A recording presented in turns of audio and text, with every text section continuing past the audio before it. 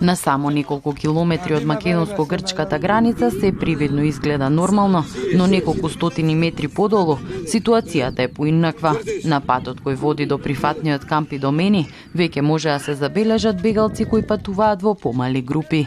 Со некоја торба во која го спакувале својот живот и со децата под рака бегаат од војната за да пронајдат мир во некоја од западноевропските земји.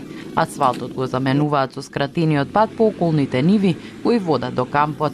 Безброј шатори во разни бои се располслани пред грчко-македонската граница, каде тие чекаат со денови да го продолжат својот пат. Еден од нив е и Мухамед Джаруши од сирискиот град Хомс. Во Идомени се наоѓа 10 дена со неговите родители, браќа и сопруга. Патувал околу 20 дена од Турција па до грчките острови за да стигне до Идомени.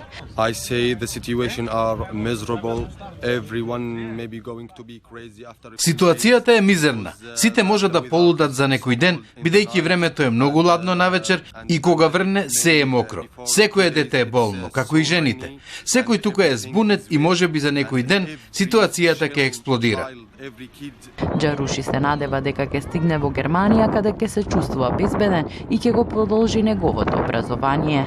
Условите во Идомени веднаш може да се забележи дека се тешки. Освен малите шатори на кои е испишано дека им е ладно и на кои повикуваат да ги отворат границите, бегалците немаат ништо со себе, а и она малку што го носат може да им биде украдено. На 5 минути отидов до тоалетот и некој дошол во мојот шатор и ми украл 100 евра и ранецот.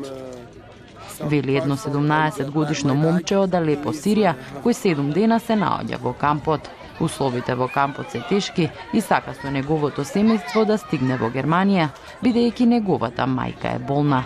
Бегалците со часови чекаат во редици секојдневно да добијат помош во храна и вода или да посетат доктор.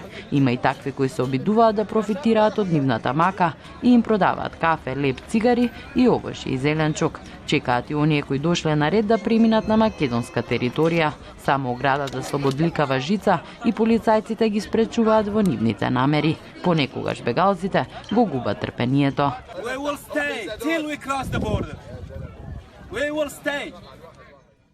Ќе останеме се додека не ја преминеме границата. Ќе пружаме отпор, ако е потребно цели 6 месеци или можеби една година.